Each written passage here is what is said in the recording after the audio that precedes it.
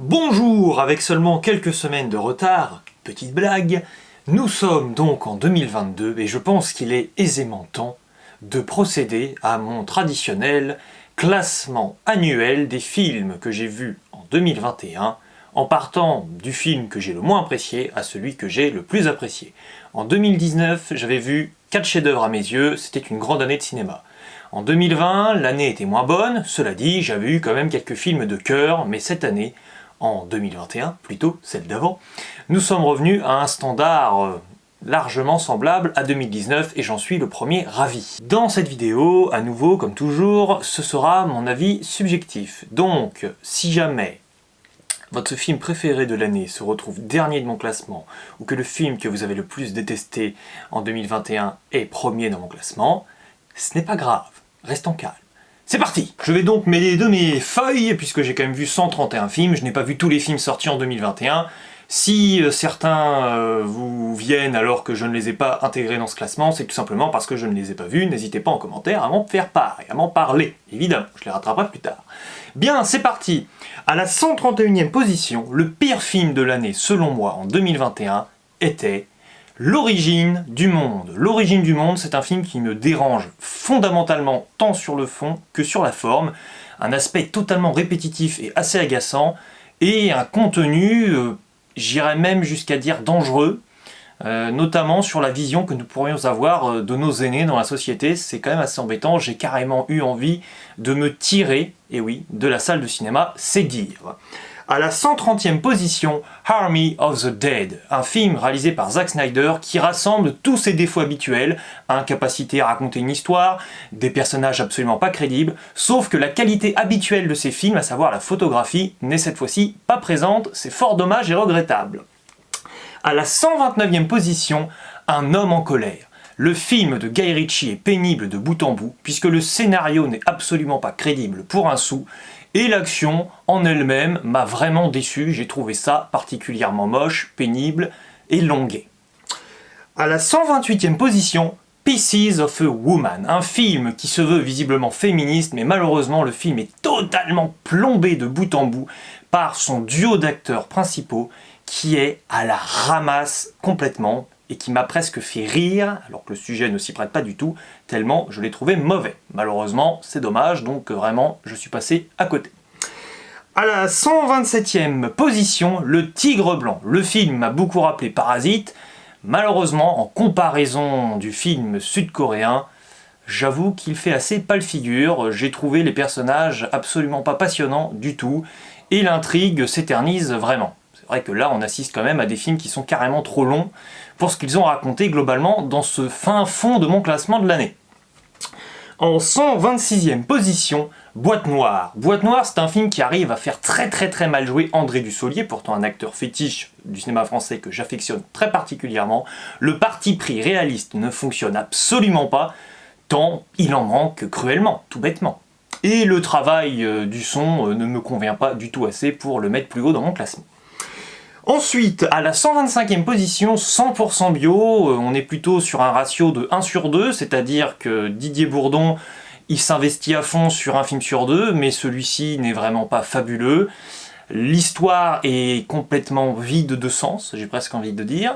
Les acteurs n'essaient même pas de galvaniser, d'impulser un souffle au film, tant tu sens qu'ils n'y croient absolument pas, c'est fort dommage, puisque ça aurait pu être salué un petit peu mine de rien et rehausser très légèrement le métrage, soi-disant comique.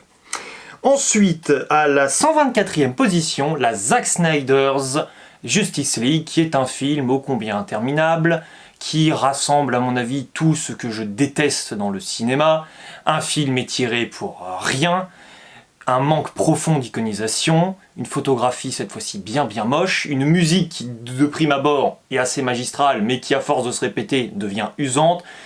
Les ressorts scénaristiques et ses facilités sont multiples, les personnages sont fatigants, le réalisateur n'arrive tout simplement à trier ce qui est essentiel dans ce récit et ce qui ne l'est absolument pas. On se retrouve avec un boulgui-boulga absolument hideux et horrible, avec un montage et un chapitrage très douteux.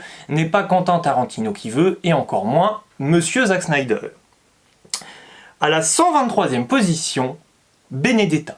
Benedetta, c'est un film qui m'embête parce que je trouve que religieusement parlant, il est beaucoup trop simpliste, c'est un petit peu embêtant, et malheureusement, il regroupe des acteurs que d'habitude j'apprécie énormément, notamment Virginie Fira, Lambert Wilson, mais alors là, je les trouve complètement à côté de la plaque, en cabotinage ultime. Je trouve que le film ne respire pas du tout par sa subtilité complètement absente des débats. En 122e position, La Famille Adams 2, une virée d'enfer. Je n'avais déjà pas du tout apprécié le premier film d'animation sorti en 2019. À nouveau ici, on sent que l'équipe du film, pourtant très talentueuse dans d'autres projets, est cette fois-ci complètement larguée, puisqu'elle ne maîtrise tout simplement pas le matériau d'origine, à savoir la série des années 60. Donc forcément, complètement hors sujet, des contresens à tout va, c'est pénible, agaçant et pas très drôle et pas très bien pensé. Ensuite, en 121e position, Illusion perdue. Ce film me gonfle parce qu'il est absolument tout ce que je ne peux pas apprécier dans un film à connotation un petit peu historique, avec cette manière très pompeuse de se surestimer, c'est ça, c'est-à-dire donner une importance à des éléments qui sont pas si incroyables que ça, essayer de nous donner un petit peu des leçons de morale sur l'époque en question et sur notre monde aujourd'hui, mais selon moi, ces tours de passe-passe ne passent absolument jamais. Et les acteurs ne sont pas tous excellents. Benjamin Voisin, en mode cabotinage ultime et complètement à côté de ses pompes. Des scènes sont beaucoup trop répétitives. Heureusement, on a quelques acteurs qui viennent un petit peu nous sauver d'un ennui pourtant inévitable pendant 2h30, notamment Vincent Lacoste qui malheureusement voit son personnage à un moment donné tourner forcément beaucoup en rond. Le film aborde beaucoup trop de sujets et n'arrive pas à être clair de bout en bout à mes yeux et être bien ficelé. Ensuite, nous passons à Méandre. Méandre, c'est un film qui brille en soi pour la performance de son actrice principale qui est absolument formidable. Malheureusement, le concept peine vraiment à nous tenir en haleine et à fonctionner jusqu'au bout. Le film en soi m'a beaucoup rappelé un autre film de 2020, Vivarium, sur cette idée que c'est alléchant d'emblée sur le papier, mais que ça ne tient pas sur la durée, que le concept finalement aurait peut-être fonctionné en épisode d'une série tout simplement. Ensuite, en 119e position, Ice World. Ice World, c'est un film qui avait tout pour être drôle en soi, mais qui cherche à être sérieux tout le temps, ce qui fait qu'il y a un problème de ton dans ce film. C'est un petit peu dommage de ne pas cerner le potentiel comique et ne pas comprendre que vraiment, dramatiquement parlant, le film est complètement à la masse. En 118e position, Le Dernier Voyage. Le Dernier Voyage est un film qui a vraiment des propositions intéressantes en termes de visuel et quelques idées de mise en scène. Malheureusement, je trouve vraiment que le scénario est banal au possible et c'est ça qui me fait vraiment pas trop aimer le film, je vous l'avoue. En 117e position, Shang-Chi. Shang-Chi, c'est un film Marvel qui m'a absolument décontenancé. L'univers étendu ici est totalement bousillé, atomisé, des incohérences à tout va. J'ai trouvé les scènes d'action ratées, j'ai trouvé l'humour absolument pas en adéquation avec la soi-disant tension dramatique qui essaie d'être amorcée dans ce film. Les personnages ne m'ont pas intéressé du tout. Vraiment complètement à côté de la plaque. Ensuite, en 116e position, Palm Springs. Le film a un concept de boucle temporelle et malheureusement, il se prend les pieds dans le tapis. Il tombe dans le travers, parfois assez habituel, du film qui a un concept, mais qui voit son concept devenir une faille puisqu'on finit vraiment par s'enquiquiner et c'est par nature répétitif et ça manque de relief tout bêtement. Ensuite, en 115e position, Des Hommes. Je ne vais même pas ici parler du propos historique par rapport à la guerre d'Algérie. Les acteurs sont absolument très bons, il n'y a rien à redire. J'adore Catherine Fro et j'adore par exemple Gérard Depardieu. Mais alors, le problème c'est que le film essaie de vous mettre des scènes de flashback avec des acteurs qui n'ont pas du tout la même tête selon les époques et j'ai été littéralement perdu. En 114e position, Love and Monsters. Le film a ce petit côté divertissement, ce petit cachet sympathique, mais il ne casse quand même pas de trois pattes un canard, et je trouve finalement avec du recul que ce manque d'approfondissement de l'univers lors de ce road movie, de ce film de voyage, pêche malheureusement fortement. Ensuite, le film dont je vais vous parler est le dernier film raté, à mon sens, et mauvais film de 2021 avant de passer au film passable, à minima, et c'est donc à la 113e position Red Notice avec Un trio d'acteurs de choc qui arrive à être très très drôle, donc au moins on s'amuse bien. Malheureusement, les situations ne sont pas fameuses et le scénario essaie de te créer des retournements de situation un petit peu trop audacieux par rapport au manque d'intelligence globale du métrage. Nous passons désormais au film que j'ai à peu près apprécié, mais évidemment, on est encore loin du compte pour parler d'excellents films, à mes yeux toujours. En 112e position, Luca. Luca, c'est un film pourtant Pixar, mais qui ne prend aucun risque. Résultat, c'est terne, aucun moment vraiment de brio, aucun moment non plus complètement à côté de la plaque, mais fondamentalement, tu regardes le film de manière fantomatique, tu n'as pas du tout changé entre le début du film et la fin du film, ce qui est un petit peu embêtant pour un film Pixar à mes yeux. Le film est beaucoup trop enfantin pour un film Pixar également, ça malheureusement j'ai l'impression qu'on baigne dans cette atmosphère ces derniers temps. C'est comme ça, c'est dommage. À la 111e position, Kong contre Godzilla. Ce film est vraiment incroyable sur le plan visuel, il faut pas chercher vraiment à réfléchir devant, mais alors c'est vrai que le scénario est quand même complètement incohérent, complètement stupide. Le film pourrait être un nanar si jamais il avait réussi en fait à filtrer un peu ses bonnes et mauvaises idées, parce qu'on a vraiment certains passages, notamment les méchants du film, qui sont assez vite expédiés, et d'autres moments un peu plus ronflants dont on pourrait fortement se dispenser. C'est dommage. En 110e position, Playlist. Playlist, c'est un film qui est assez expérimental en soi, je trouve, avec certaines idées comme le choix, le recours au noir et blanc. Évidemment, Sarah Forestier est solaire, elle donne beaucoup de dynamisme au film, mais j'ai envie de dire qu'elle est bien la seule, parce que sinon, à part elle, franchement, j'ai pas retenu grand chose du film et je suis pas très convaincu par la démarche très ludique en plus que le film essaie d'apporter. Ensuite, en 109e position, Je te veux moi non plus, qui est un film complètement déluré, on sent vraiment que c'est un premier film, pas encore très bien maîtrisé, pas hyper bien rodé. C'est un film réalisé par une folle, et j'avoue que c'est un côté un peu addictif et assez jouissif, rigolo, mais qui mérite encore beaucoup d'approfondissement cinématographique à proprement parler. Ensuite, nous avons en 108e position Chacun chez soi. Ce que j'aime beaucoup avec, à la barre de la réalisation, notre cher Michel Larocque, je cherchais son nom, c'est que vraiment elle veut bien faire, ça c'est inévitable. Je trouve qu'elle laisse beaucoup de liberté à ses acteurs, et Stéphane de Groot s'éclate et il n'est pas le seul.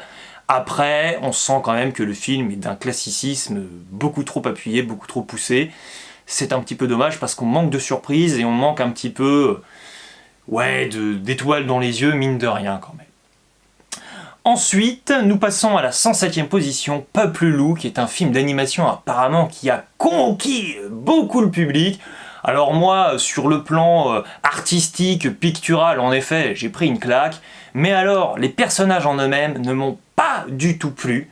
J'ai trouvé ça assez laborieux de bout en bout. Même si oui, en soi, j'ai pris une petite claque, c'est ça visuel, et que je me rappelle de certaines scènes, de certains plans, même de certaines sonorités. Mais alors sur le plan de l'intrigue, vraiment, là, je suis complètement pas convaincu par le tout. Ensuite, en 106e position, Nobody. Nobody, c'est un film récréatif, ça peut vraiment s'appeler comme ça, qui vous met de la bagarre à tout va, avec des personnages caricaturaux, un méchant russe, avec le retour de Doc de Retour à le futur, bref, un certain nombre d'ingrédients pour vous faire plaisir, des bonbons, des sucettes, des carambars à tire-larigot. Après, j'avoue que c'est pas trop mon délire, c'est-à-dire que le film essaie à la fois d'être très réflectif, et là-dessus, ouais, j'ai beaucoup plus de réserves là-dessus, je dois bien vous le dire. En 105e position, Space Jam, Nouvelle Ère. Je n'ai pas vu le premier opus, mais celui-ci m'a vraiment plu, je l'ai trouvé très sympathique, notamment par le fait qu'il arrive très bien à poser ses enjeux et à les tenir de bout en bout. Et ça, c'est assez bien trouvé, avec évidemment tout un panorama, toute une panoplie de personnages et univers de la Warner Bros. Qui sont à mon sens plutôt bien exploités, même si on n'est pas là non plus avec le film de l'année, c'est pas l'idée. Ensuite, en 104e position, Matrix Resurrections. Je suis absolument certain que Matrix aurait dû rester un one-shot, un seul et unique film. J'ai refusé de voir Matrix 2 et 3. Je suis allé voir le 4 puisque je suis désormais un grand critique. Mais vraiment, j'ai du mal à comprendre pourquoi ce film existe. Ce film a de plus la fâcheuse tendance de certains blockbusters d'être beaucoup trop long et d'avoir conscience que désormais le public a du mal à être concentré pendant 2h30 de bout en bout.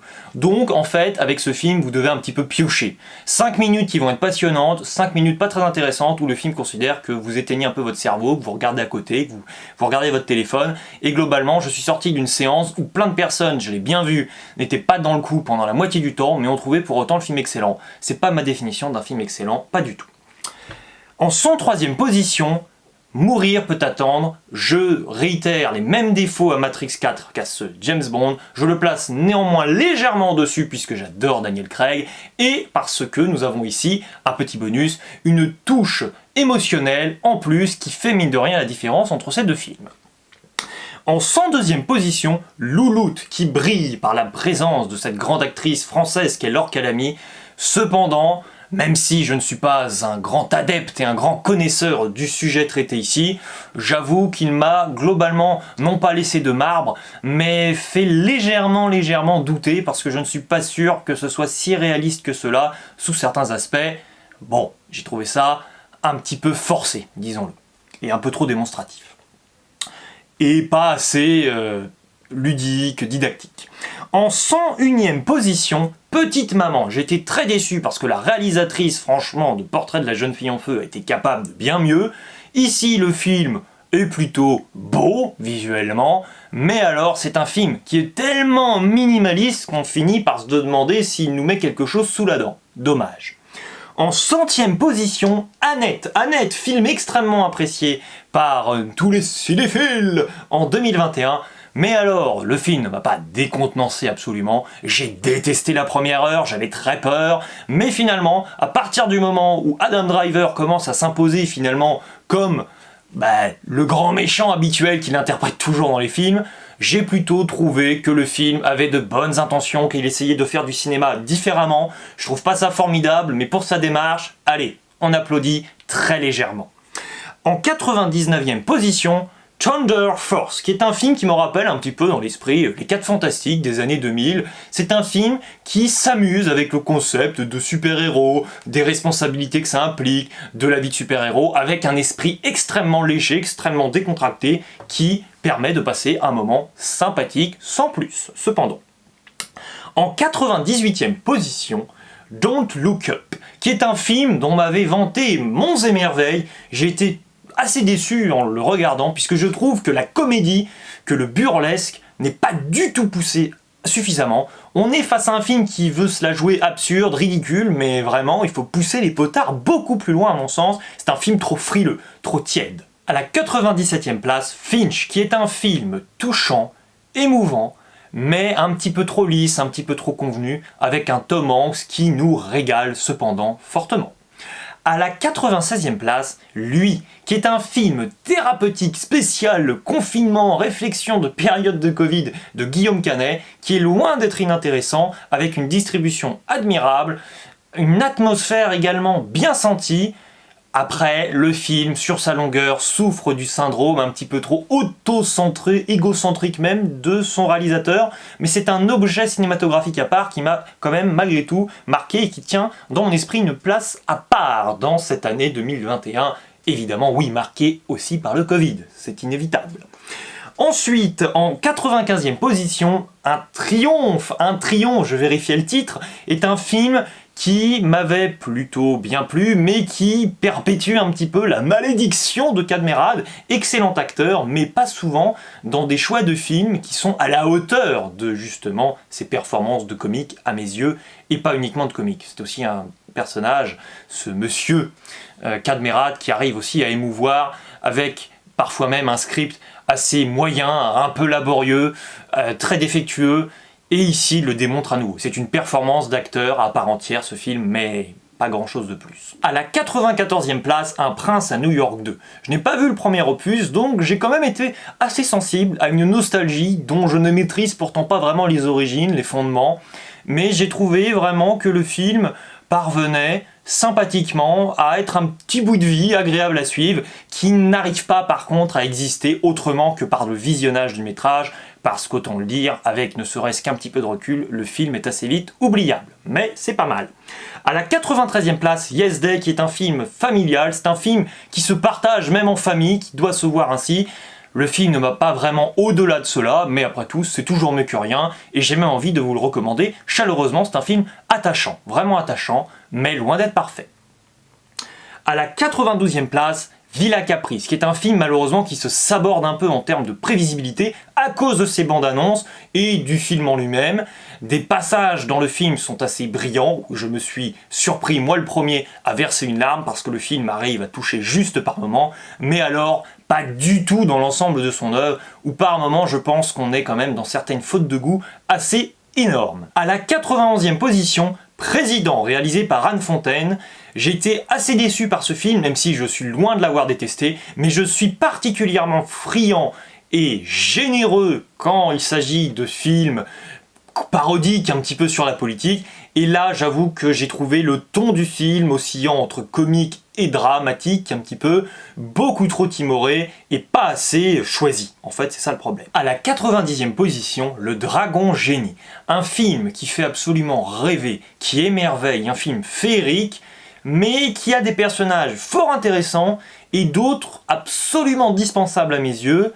Donc je trouve que le film est assez inégal, mais qu'il mérite quand même le coup d'œil, largement.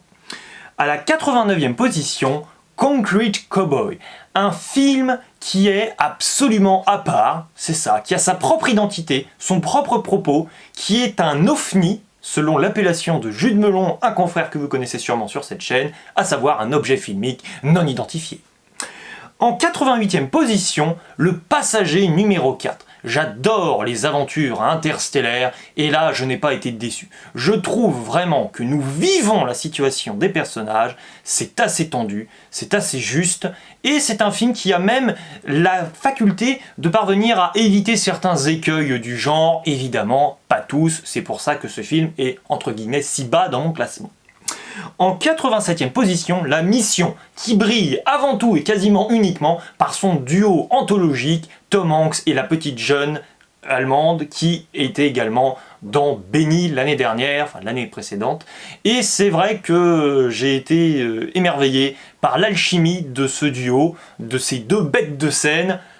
Après, le film, c'est un petit peu, sans mauvais jeu de mots, le désert. En 86e position, I Care a Lot, un film qui a beaucoup dégringolé dans mon estime depuis que je l'ai découvert il y a désormais quelques mois, voire un an bien sonné. C'est un film tout simplement qui en raconte trop, qui pourrait se dispenser de certaines sous-intrigues, voire même de certains thèmes. La fin questionne et n'est peut-être pas la plus à propos. Les acteurs et le récit, assez original, sont quand même les atouts maîtres de ce film. À la 85e position, La Dernière Partie. Un téléfilm français qui m'a fait verser ma petite larme, qui m'a fait rire également, mais qui malheureusement souffre, à mon avis, d'un manque cruel de confiance en sa propre cinématographie, puisque le film est trop grossier en termes de flashback et parfois même en termes d'humour. À la 84e position, Comment je suis devenu un super-héros. Un film de super-héros français, ça fait toujours plaisir, on achète l'idée. Après, au-delà évidemment de certaines scènes absolument incroyables et des interprètes qui s'amusent, qui s'en donnent à cœur joie parce qu'ils n'ont pas l'habitude de tourner dans des films de super-héros, je trouve que le film aurait gagné à avoir un scénario beaucoup plus compact, beaucoup plus resserré. Je trouve que le film parfois mouline un petit peu dans la choucroute. À la 83e position, Hansel et Gretel, agent secret. Cette modernisation du conte est une excellente idée, bien appliquée. Il n'en reste malgré tout que toutes ces références, notamment Shrek 2 que le film reprend, sont quand même souvent des films beaucoup plus réussis que celui qu'il nous propose. À la 82e position, West Side Story. Ce film réalisé par Steven Spielberg permet d'évincer d'emblée un défaut un petit peu inhérent dans sa filmographie, à savoir celui parfois de nous bombarder, certes d'une musique formidable, mais qui est beaucoup trop présente, beaucoup trop appuyée. C'est un petit peu gênant. Ici, le film est très bien réalisé, bravo, vive l'ambiance, vive les décors, vive l'atmosphère. Certains acteurs sont très bons, surtout les filles, certains acteurs sont très mauvais, surtout les gars qui savent très bien danser, mais en termes de performance d'acteur, c'est pas ça. Le film a quand même, cette volonté évidemment romantique qui me passe totalement au-dessus, parce que je ne crois tout simplement pas à l'histoire d'amour, donc impossible de placer ce film beaucoup plus haut que cela. À la 81e position, Les Olympiades, un film de Monsieur Audiard qui émerveille pour la performance de certains de ses interprètes, notamment Noémie Merlan, avec des choix visuels et musicaux vraiment très audacieux et qui fonctionnent. Malheureusement, j'ai tendance à trouver que certains dialogues sonnent un peu creux, et notamment même certains sujets qui me paraissent davantage brassés à la va-vite que véritablement approfondis. Mais j'ai vraiment aimé certaines scènes qui sonnent vraiment vraies, pour le coup, en termes de situation, et même un petit peu d'exagération de la réalité, mais avec un bon curseur, avec un bon dosage. Mais globalement, oui, problème d'écriture à mes yeux, et tendance un peu à la redondance avec ce film, malheureusement. À la 80e position, Les Bouches-Trous, un film parfait pour les enfants afin de les initier au voyage temporel qui ne laissera pas de marbre les plus grands, qui peuvent s'amuser de ce film un petit peu candide, gentillet, mignon, trognon même, qui a vraiment des moments particulièrement savoureux de drôlerie. À la 79e position, Opération Portugal. C'est un film devant lequel je me suis beaucoup amusé. Cependant, j'ai vraiment l'impression que l'équipe du film est vraiment dans la même veine en soi comique que la bande à Fifi. Et étant un grand admirateur de la bande à Fifi, moi je pense qu'avec ce film-là, ils auraient pu faire de l'or. Là, on nous propose de l'argent, donc c'est bien, mais il y avait peut-être matière à faire encore beaucoup mieux. À la 78e place, Baby Boss 2, qui est clairement moins bon que le premier opus, mais qui parvient à trouver un biais, peut-être un petit peu opportuniste, mais de poursuivre cette grande aventure avec des personnages qui sont, certes, thématiquement parlant, beaucoup moins intéressants parce qu'on a déjà un peu tout raconté sur eux, mais qui continuent d'être très drôles, et cette fresque familiale ne peut qu'enchanter, plus ou moins. À la 77e position, C'est la vie, un film choral qui rassemble une ribambelle d'acteurs et de situations. Certaines sont plus ou moins passionnantes, certaines sont même excellemment hilarantes, émouvantes, mais d'autres semblent carrément de trop. Donc c'est un film vraiment assez inégal, c'est ce que je retiens, mais certaines scènes sont assez impressionnantes et résonnent encore dans ma tête, notamment une scène sur la transmission dans le cinéma, avec Balasco qui échange avec un jeune acteur en devenir, un certain Xavier dans la série 10%. À la 76e position, Batman, j'ai pas le titre, Soul of the Dragon. C'est un film qui arrive vraiment à se permettre une série de libertés. C'est un film un peu de ninja, un film d'espion, un film de super-héros, un film mythologique. Et j'avoue que j'ai été friand de l'énergie de ce film, même si peut-être qu'il est un petit chouïa long et que le dernier acte pêche un peu par rapport aux deux premiers. À la 75e position, Oxygène. Oxygène est un film qui a un parti pris fort, et forcément, dès lors qu'on en arrive un petit peu plus dans la démonstration et dans l'explicitation tout simplement du concept, on perd logiquement la magie qui nous était proposée, et donc la promesse en soi est tenue, et c'est presque le souci. C'est que le film va absolument dans la direction à laquelle on s'attend, et en soi, on est surpris sans l'être, et il y a un petit goût amer, un petit goût inachevé, même si ça reste une expérience viscérale la première fois. Le revisionnage risque d'être un peu plus hasardeux et difficile, je pense surtout, un petit peu ennuyeux limite. Mais il y a du vrai cinéma, et je pense notamment à une scène où on a vraiment un beau plan. À la 74e position, The Phaser. The Phaser est un film qui m'a plu, mais pas non plus excellemment. C'est-à-dire que je trouve malheureusement que le film, sur sa fin, donne beaucoup trop de pistes de compréhension aux spectateurs. Et que finalement, il voudrait, ce film, que nous soyons en tant que spectateurs autant perdus que son personnage, mais c'est plus vraiment le cas. Et j'ai trouvé que l'attitude du film, à savoir chercher absolument être tire-larme sur la fin sans que ça fonctionne, est vraiment au désavantage du film, même si ça reste correct. En 73e position, Les Éternels. Chloé Zhao nous propose un film vraiment à part par rapport au MCU, c'est-à-dire que nous avons un film très naturaliste qui se déroule beaucoup dans la campagne. Elle apporte sa patte visuelle bien à elle, sa mise en scène. Seulement voilà, le scénario est long, s'étire sur plus de 2 heures. En tout cas, je ne me rappelle plus exactement la durée du film, mais il y a vraiment des passages un peu interminables. C'est-à-dire que le film, oui, a un aspect formel merveilleux, il n'y a rien à redire. Il est servi par des performances d'acteurs admirables, par des thématiques bien trouvées, par des retournements de situation qui sont vraiment bons. Pourquoi ce film est malgré tout si bas? Je trouve le film très mal rythmé. Et c'est terrible, parce qu'en plus, même j'y pense, les couleurs sont formidables dans ce film. Mais le film est mal rythmé et provoque fréquemment un ennui un petit peu chronique dans ce film. C'est fort dommage, fort regrettable. Heureusement, nous allons bientôt reparler de cette grande réalisatrice. À la 72e position, Le Test, qui nous rappelle à nouveau à quel point Alexandra Lamy est une grande actrice qui parvient très bien à se débrouiller dans un rôle souvent de mère de famille, avec un Philippe Catherine impeccable également. Un film avec une scène émouvante vers sa fin. Le vrai problème du film, à mes yeux, c'est sa mise en scène, sa réalisation qui est bien trop téléfilmique et pas assez pensée cinématographiquement pour le grand écran dans nos chères salles de cinéma. À la 71e position, Bac Nord. Bac Nord, c'est un film qui a suscité beaucoup de polémiques parce qu'il traite d'un sujet très sensible. Moi, j'ai trouvé que le sujet était bien traité, avec une réalisation vraiment immersive. Malheureusement, je trouve que l'acte manqué, malheureusement, c'est le dernier, où on perd en subtilité, on part dans des répétitions, et le film, globalement, malheureusement sur sa fin, alors qu'il part très très bien, se pète un peu la figure. Bravo également à Adèle Exarchopoulos, qui est brillante dans ce film et qui nous livre l'une des meilleures prestations d'actrice de cette année 2021. Bravo! À la 70e position, Raya et le Dernier Dragon. Ce film est fondamentalement bon sur tous les points. Maintenant, il manque, je dirais, ce petit grain de folie, cette petite énergie en plus qui fait tout simplement la différence entre de bons films, des films corrects, et de très bons films. C'est un film bien fait, peut-être un petit peu trop classique, un petit peu trop académique. Finalement, on a été habitué à aussi bien, voire mieux avec Disney, donc forcément on est un petit peu exigeant. En 69e position, Flora et Ulysse, un film vraiment à connotation, à tendance hyper animaliste, qui fait franchement du bien, un beau message pour l'humanité, pour les enfants, pour les parents, bref, pour toute la famille.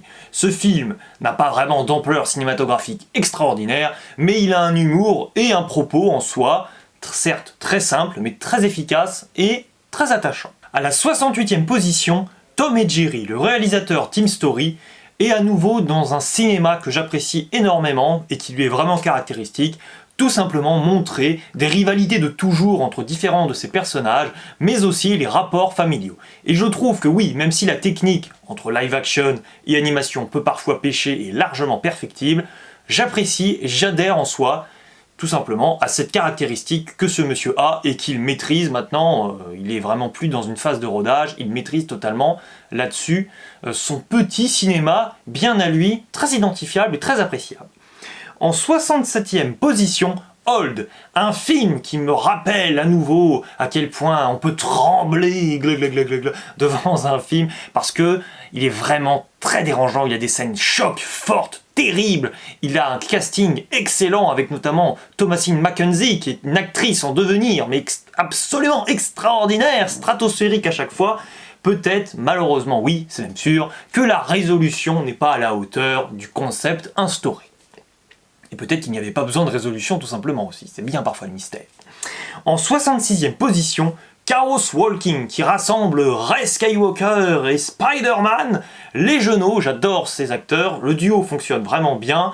C'est vrai que le film, malheureusement, est plus impressionnant pour ce qu'il aurait pu proposer, pour ce qui reste finalement assez bas de plancher et à creuser dans les thématiques, que parce qu'il le montre concrètement. Cependant, je serais très attaché à l'idée d'avoir une suite, mais je suis conscient qu'elle n'aura probablement jamais lieu, et c'est fort dommage. Après une pause fraîcheur bien méritée, je reprends mon classement, c'est parti. À la 65e position, Charles Quint, le dernier chevalier. Oui, j'ai décidé d'intégrer dans mon classement un film documentaire historique, car j'ai tous les droits. Je vous le conseille, puisqu'il est vraiment fait pour tout le monde en soi. Si vous voulez un propos très pointu, vous l'avez. Si vous voulez aussi une fresque familiale et dynastique, avec des enjeux qui sont posés clairement et simplement, c'est également fait pour vous, donc je vous le recommande.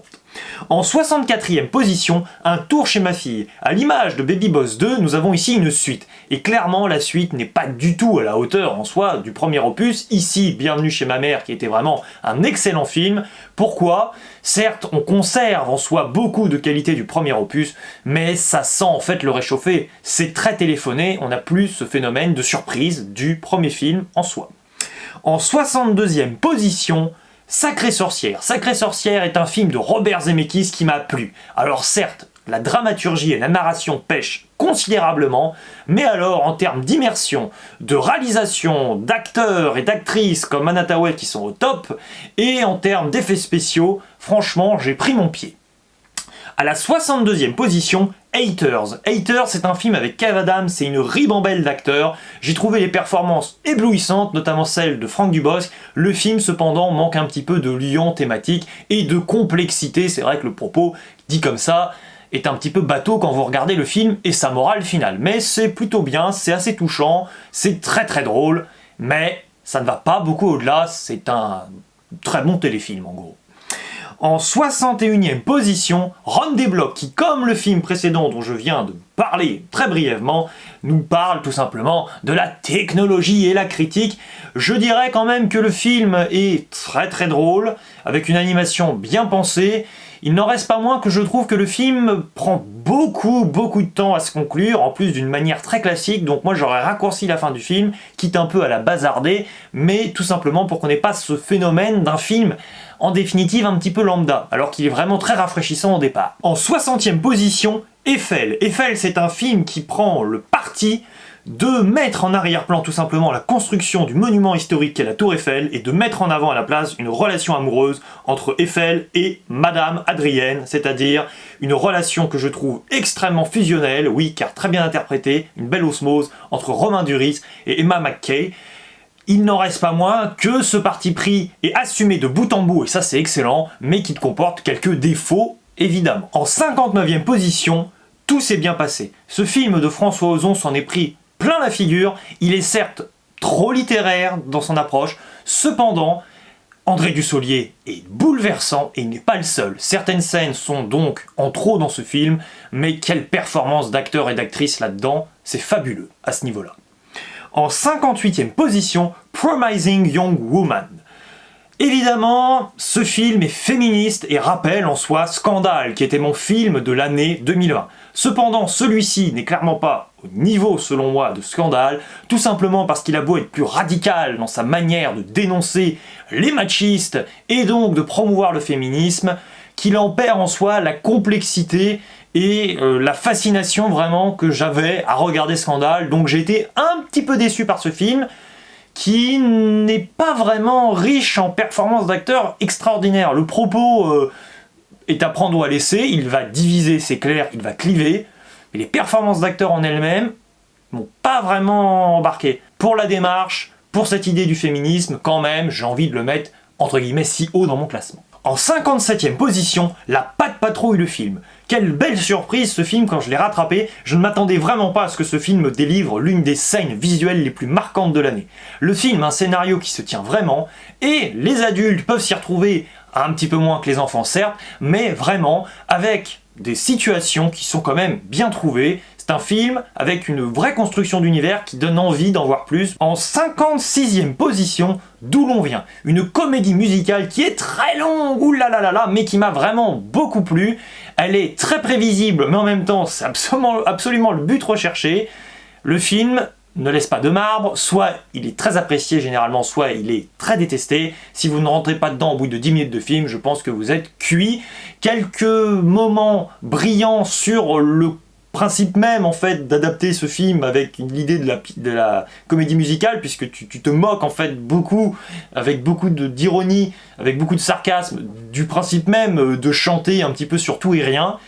Quelques moments vraiment d'errance, je trouve, avec des idées qui n'auraient pas dû être posées, mais elles restent bien secondaires, donc le visionnage est quand même très très bien.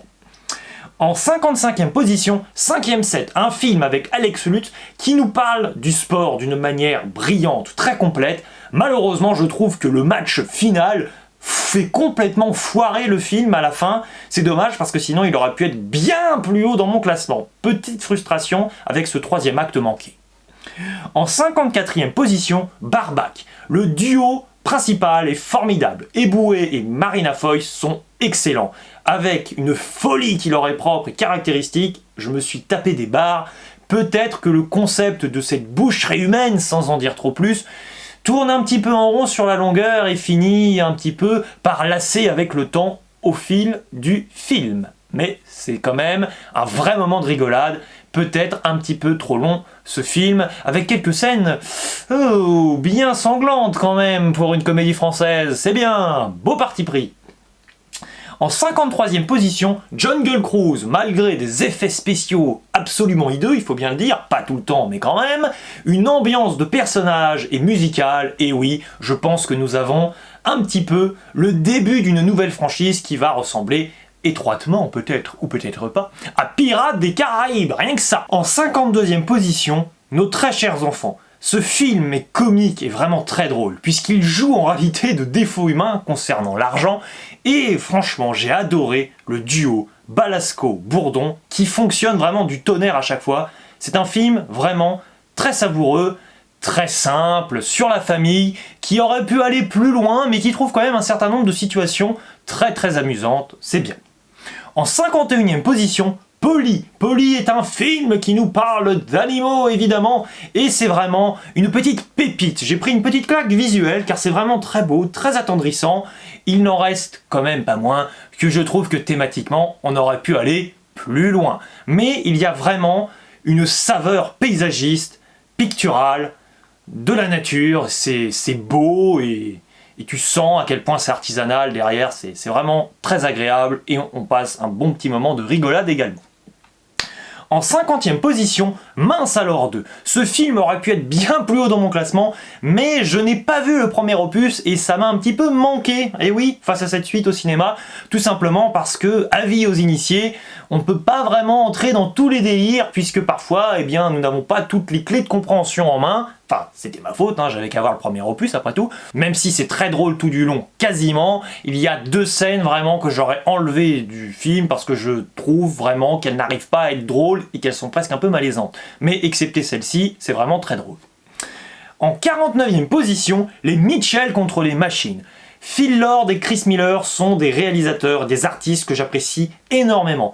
Et là, certes, face à ce film, j'ai pleuré vers la fin, j'étais ému, j'ai trouvé le doublage français par ailleurs excellent, mais j'ai été un petit peu déçu, je trouve que la recette habituelle est à nouveau de sortie, et qu'elle fonctionne cette fois-ci un petit peu moins bien, donc j'ai un petit peu moins pris de la poudre de perlimpinpin dans les yeux, et c'est pour ça que ce film, très apprécié du grand public, ne figure qu'à la 49e position dans ce classement.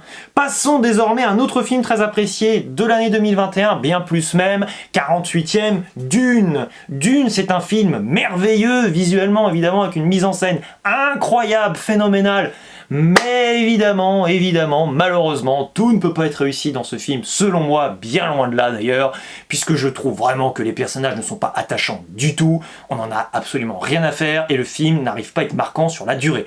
Beaucoup de personnes qui considéraient ce film comme un chef-d'œuvre une fois l'avoir vu, l'ont aujourd'hui limite complètement oublié, donc je trouve vraiment que l'intrigue est malmenée de bout en bout. Certes, oui, visuellement, c'est formidable, mais je trouve que Denis Villeneuve n'arrive pas à poser son style et sa patte en termes de thématique, et ça c'est vraiment dommage, parce que vraiment j'ai eu l'impression de voir un film avec une intrigue tellement classique que ça en devient lambda, c'est dommage, bon, c'est comme ça.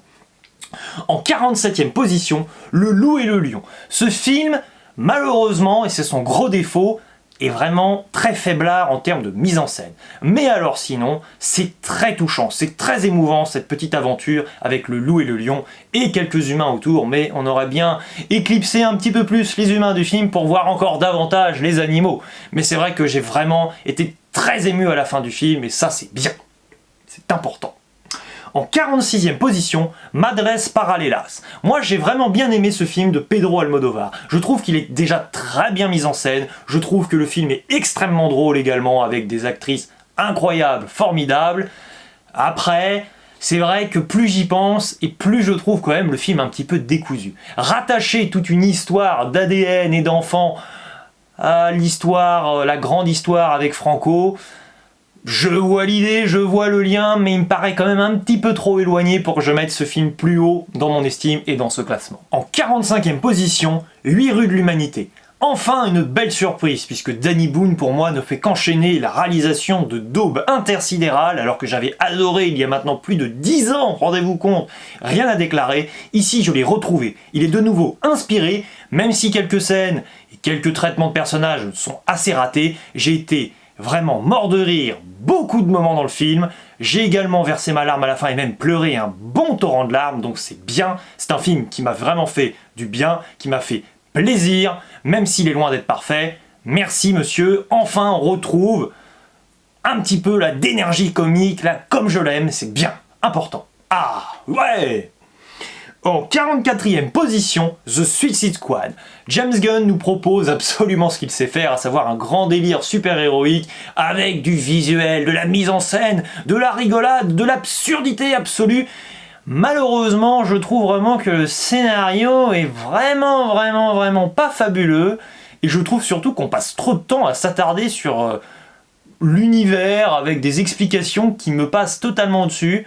Donc je suis à la fois très enthousiaste à l'idée de voir ce film, je suis ravi. Cependant, j'ai beau voir plein de couleurs dans tous les sens, plein de paillettes, je trouve quand même que le film est loin d'être le meilleur du réalisateur.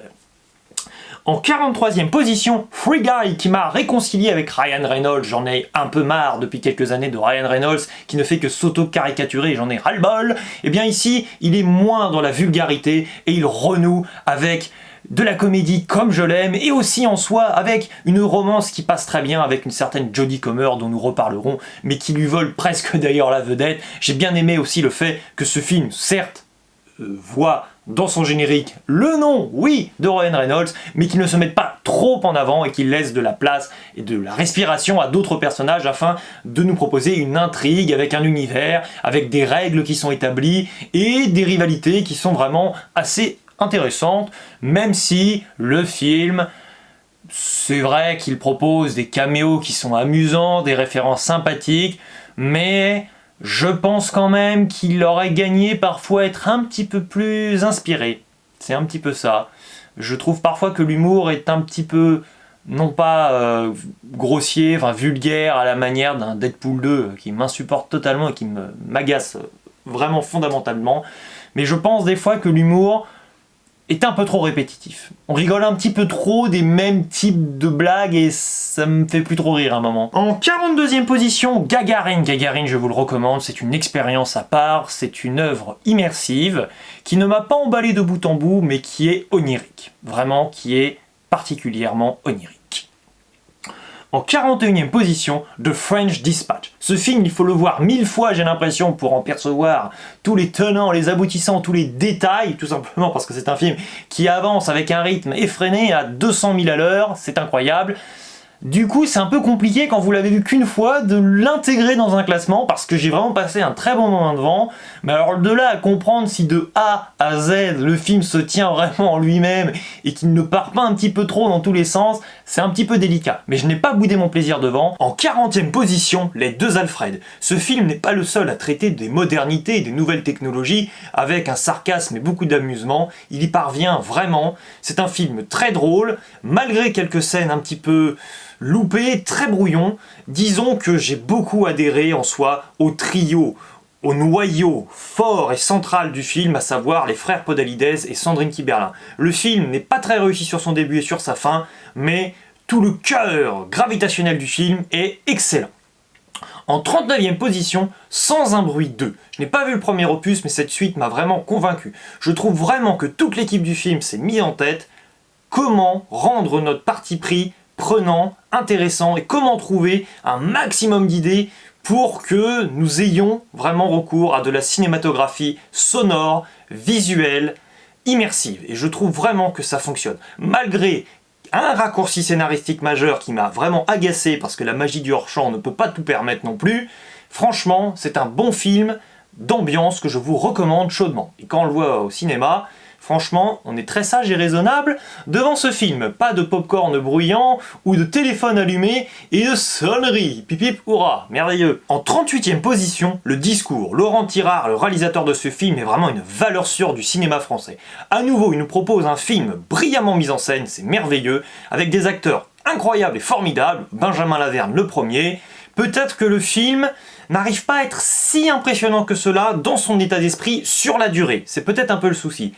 Les 45, voire la première heure est vraiment excellente.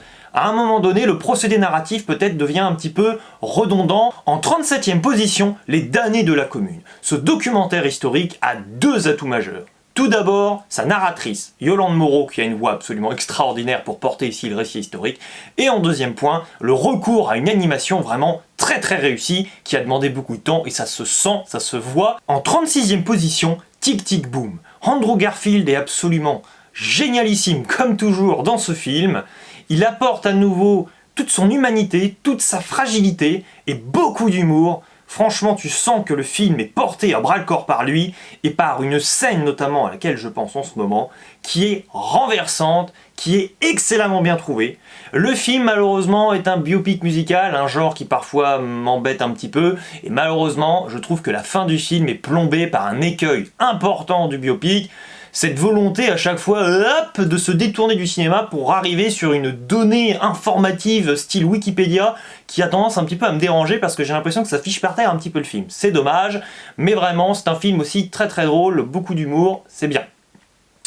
En 35e position, On est fait pour s'entendre. Un film également très tendre, très drôle, avec notamment Sandrine Kiberlin. Le défaut du film, c'est peut-être qu'il est un peu prévisible, mais c'est le genre un petit peu qu'il exige, puisqu'il s'agit d'un feel-good movie, d'une comédie romantique, et qu'évidemment, tu connais un petit peu le point A duquel on part, et tu sais un petit peu comment nous allons en arriver au point B égale conclusion, et en soi évidemment un happy end. Mais bon, c'est quand même très bien.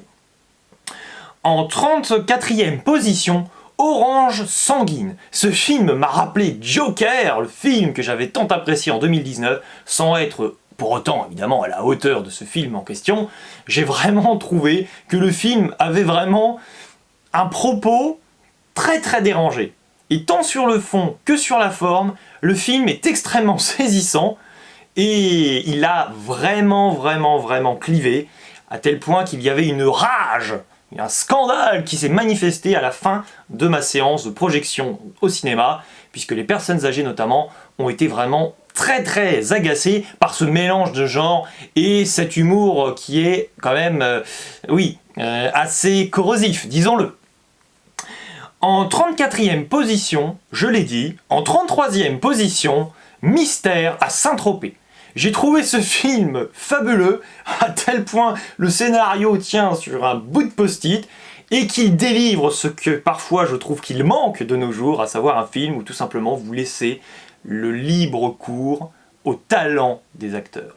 Christian Clavier est un grand acteur. Il n'est pas le seul, et dans ce film, oui, c'est vrai que ça part un petit peu en cacahuète, je ne vais pas le cacher, mais c'est savoureux de voir Poulvord, Clavier, Depardieu et consorts se lâcher, se lancer dans une série de folie, de stupidité en soi, mais le faire si bien et si brillamment. Merci, ce film m'a vraiment beaucoup plu.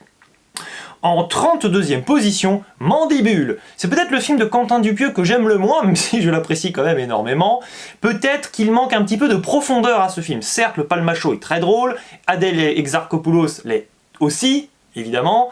Le film est court, mais il me semble déjà un petit peu trop long. Je l'aurais encore un petit peu plus raccourci. Et oui, je suis un peu partie prenante du Dupieux encore plus radical. Oh non, un film d'1h13, c'est déjà trop long. C'est presque ça avec Dupieux. En 31e position, Venom 2. À l'image du premier opus, qui s'est fait absolument exploser. Et oui, c'est terrible. Moi, j'ai beaucoup adhéré à nouveau au parti pris comique de ce personnage de Venom. Le scénario est à nouveau le point faible du métrage. Cependant, visuellement, on en prend pour son grade et les personnages sont fort attachants et prenants. Cependant, je ne suis pas très emballé à l'idée d'une suite quand on voit la fin de Venom 2. Donc, évidemment, j'attendrai et j'irai voir en soi Venom 3, mais avec, comme pour ce deuxième opus d'ailleurs, une certaine réserve. J'attends de voir, tout simplement. En 30e position, Attention au départ. J'ai beaucoup apprécié ce film devant lequel je me suis éclaté de rire grâce notamment à André Dussolier qui est absolument en roue libre et excellent. Le film est un road movie en soi, c'est vraiment ça, un film de voyage et j'ai beaucoup adhéré en soi à ce petit moment familial qui gagne même à un moment donné en émotion, peut-être une émotion un petit peu facile mais qui a vraiment fonctionné sur moi, donc j'en suis le premier satisfait.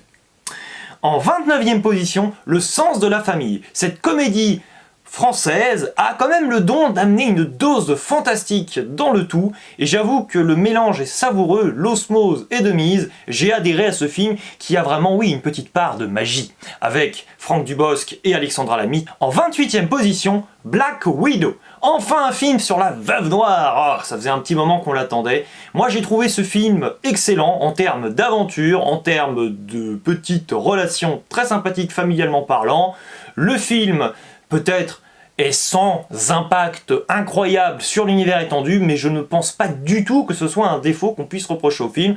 J'ai d'ailleurs trouvé les effets spéciaux très très réussis, peut-être une surenchère de scènes d'action qui par moment et à la longue nous étouffe un petit peu et nous asphyxie, mais vraiment j'ai passé un bon moment devant ce film, vraiment un très bon moment même. En 27e position, Tous en scène 2. Le film, et j'en avais un petit peu peur, ne ressemble pas tant que cela, heureusement, au premier volet. En soi, l'idée est la même, voir des animaux chanter, mais nous arrivons vraiment à renouveler ici les questionnements qui habitent les personnages et leurs doutes. Et c'est ça qui m'a vraiment tenu en haleine pendant tout le récit. Et le visuel est absolument incroyable et fascinant. En 26e position, Encanto. J'ai rattrapé ce film très tardivement au cinéma, il est resté très longtemps dans nos chères salles obscures. Nous avons droit à un huis clos, c'est déjà en soi quand même un beau risque pris par Disney, et bravo pour cela.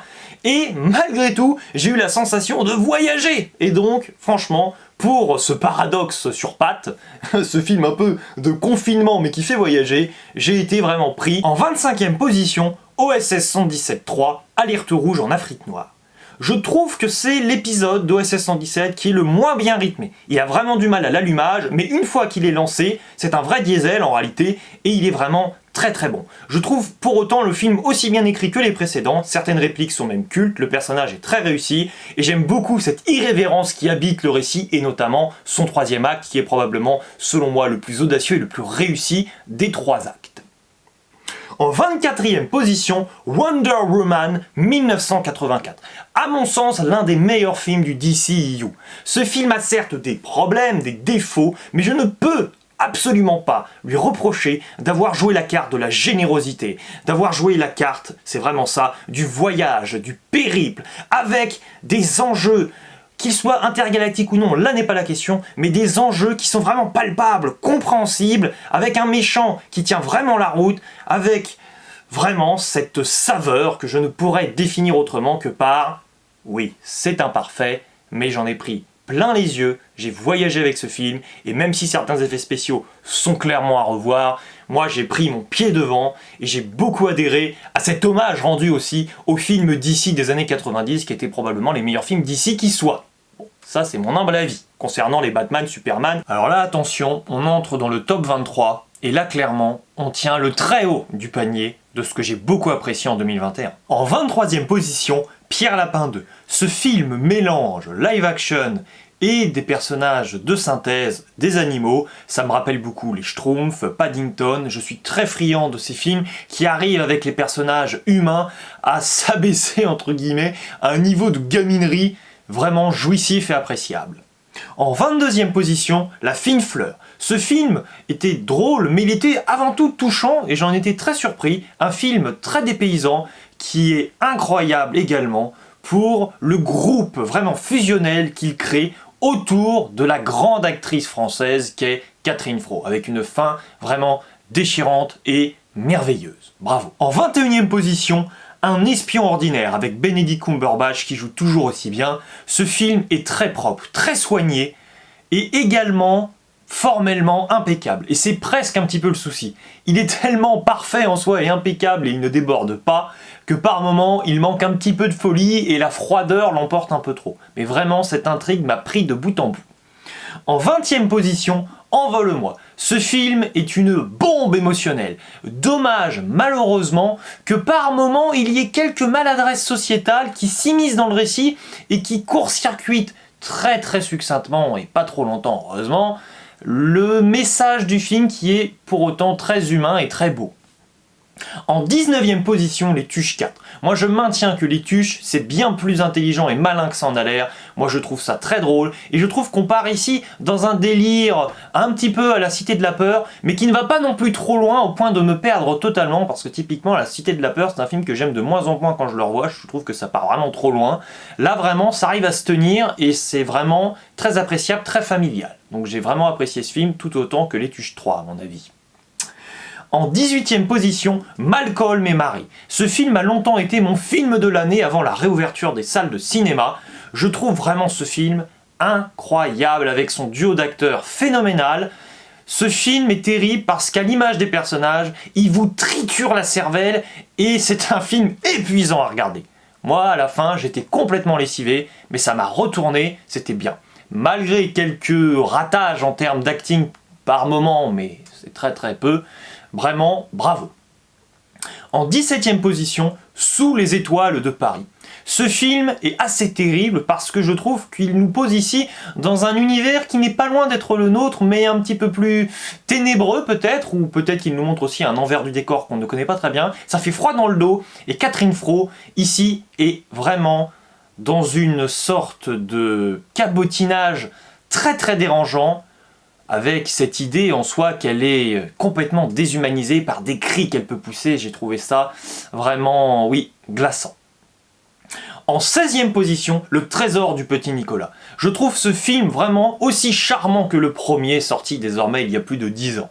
J'ajouterais même que son ouverture à la fin du film est très judicieuse parce qu'elle nous montre, sans en dire plus, un petit peu la vie du petit Nicolas au-delà de son enfance, et c'est vrai que ça rajoute quelque chose au film. Ce film est un bonbon nostalgique un petit peu d'une époque que je n'ai pour autant pas connue. En 15e position, Délicieux. Le casting est absolument impressionnant, c'est merveilleux. Grégory Gadebois, Isabelle Carré, Guillaume de Tonquédec, Benjamin Laverne.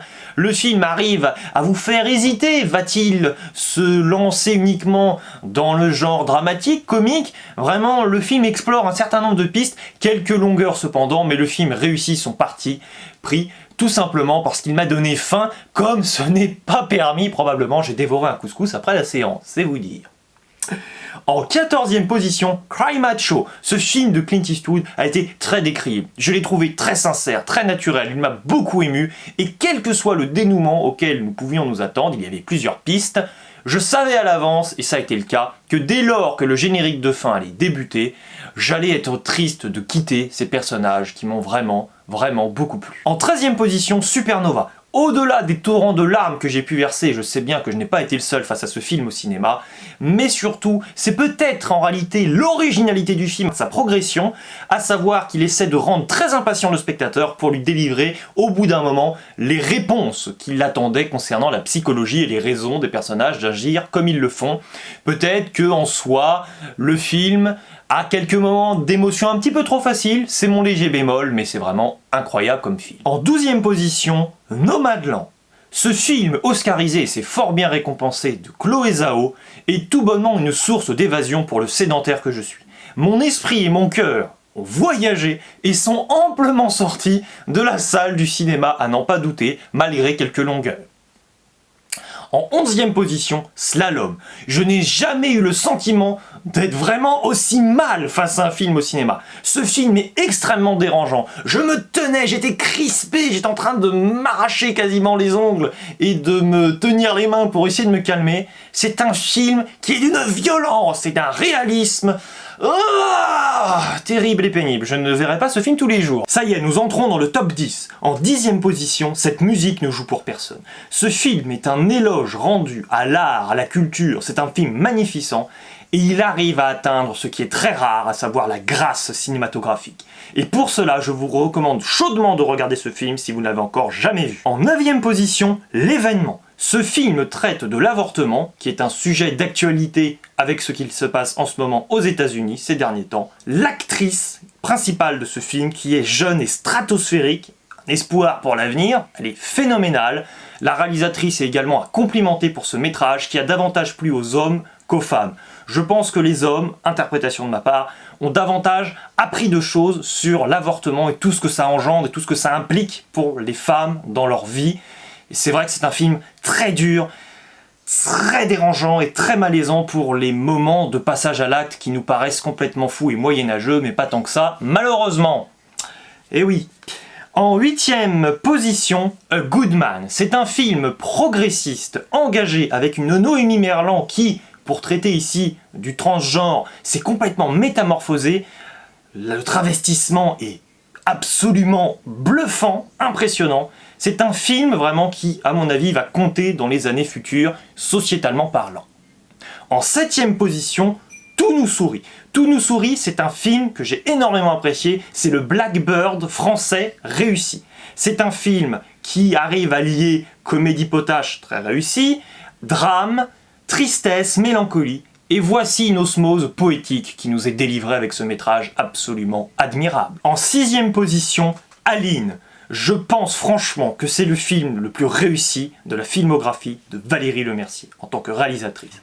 Elle nous propose un biopic musical un petit peu détourné sur Céline Dion. Je ne suis pas du tout fan en soi du genre de biopic musical, mais alors elle a réussi à le transcender aisément. Elle s'est accaparée clairement une histoire qu'elle a vraiment la passion de vouloir raconter, sans partir dans une fiche Wikipédia pompeuse, factuelle. Non, c'est un film qui se vit, c'est un film qui se respire, c'est un film qui nécessite de prendre des petits paquets de mouchoirs. Et qui est également très amusant, évidemment. En 5e position, Cruella. Cruella, c'est un film que je n'ai vu qu'en VF, et quand je le verrai en VO, je pense que je l'apprécierai encore plus. Emma Stone, elle n'en avait pas besoin de le confirmer, mais elle est merveilleuse, elle est absolument parfaite dans le rôle. Rôle qui rappelle évidemment beaucoup son inspiration, à savoir le film Joker, évidemment. Ce film est rempli de costumes, de décors absolument somptueux. C'est un film extrêmement esthétique qui m'a fait beaucoup plaisir, beaucoup rire pour le décalage qu'il arrive à trouver. À savoir que le monde de la mode est ici remanié pour nous montrer un petit peu tous les rouages criminels qui peuvent être apportés avec la concurrence qu'exige le marché. C'est un film drôle, jouissif, également qui questionne sur la folie et la famille, la vraie famille. En 4e position au pied du podium, Le Dernier Duel. Le film de Ridley Scott est tout bonnement déconcertant. C'est un film qui vous montre avec brio à quel point l'histoire est dure à retranscrire avec le plus de fidélité possible. Tout simplement parce que les personnes qui vous racontent l'histoire sont subjectives. Et ça, c'est absolument fascinant. Un jeu de perception dans ce film, de jeu des 7 différences, et vous avez beaucoup plus de surprises que vous ne pourriez le penser. Jodie Comer, Ben Affleck, Adam Driver évidemment, Matt Damon, un casting formidable, un film qui dure 2h30, mais je ne vois pas du tout le temps passer devant. Merci et bravo à ce grand film. Nous entrons désormais sur mon podium final, en 3e position, Kaamelott premier volet. J'adore Alexandre Astier. J'attendais ce film comme ce n'est pas autorisé, comme la décence ne le permet pas, et je n'ai pas du tout été déçu. Et pour autant, je n'ai pas vu du tout ce à quoi je m'attendais.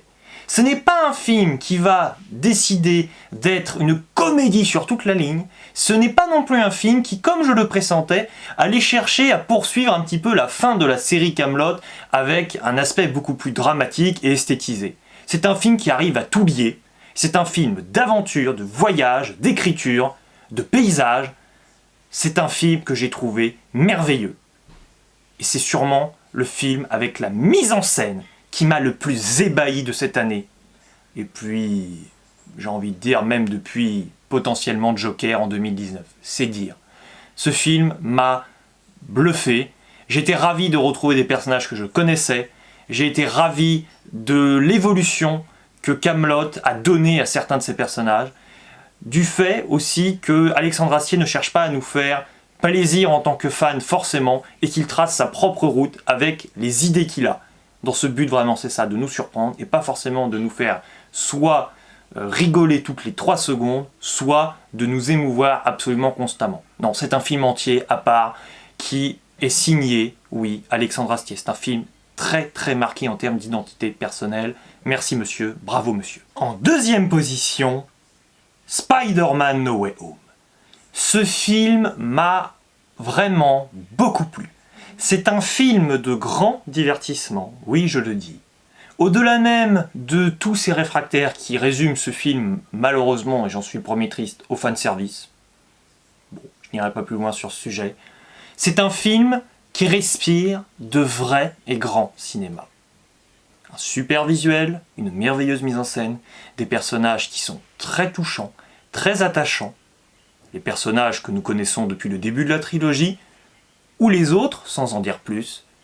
Ce film m'a fait pleurer, ce film m'a attendri, ce film m'a beaucoup plu pour sa fin, qui est presque douce amère, et qui me rappelle à quel point, finalement, je n'ai pas apprécié le film pour les petits bonbons petite sucrerie qu'il peut me disséminer, à savoir me faire plaisir avec du fanservice. Non. Ce que j'apprécie, c'est que le film a un propos à raconter sur son Peter Parker, sur son Spider-Man donc, et la direction qu'il prend à la fin, c'est fort.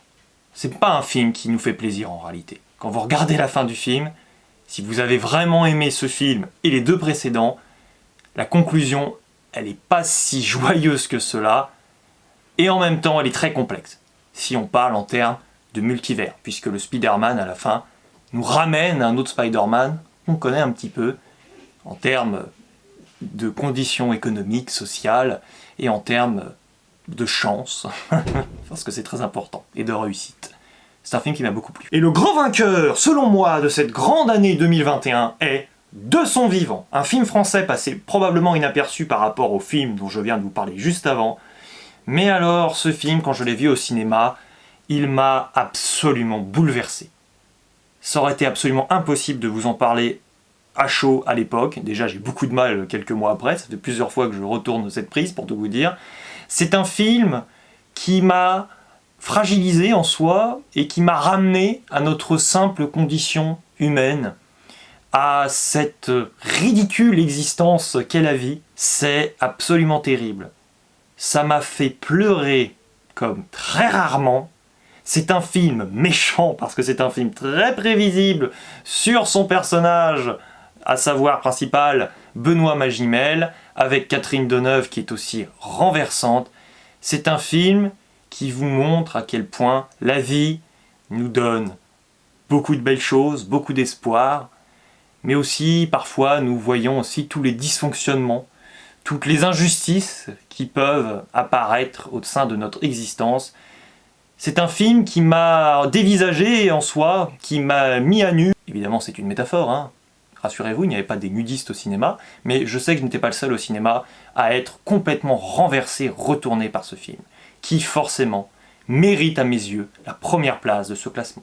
Et donc, n'hésitez pas dans les commentaires à me dire ce que vous avez pensé de ma vidéo, n'hésitez pas à me donner aussi vos tops et vos flops, évidemment, avec grand plaisir, et moi, j'exposerai pendant ces prochains mois, jusqu'à mon prochain bilan annuel de 2022, mais nous ne sommes pas encore là, la vie sera encore bien longue d'ici là, eh bien, j'ai préparé mon petit poster qui allie tout simplement un petit peu les films que j'ai préférés cette année, entre Spider-Man, Cruella, Kaamelott, De son vivant, mais également Le Dernier Duel, mon top 5, vous l'avez compris, représenté ici dans ce poster de 2021.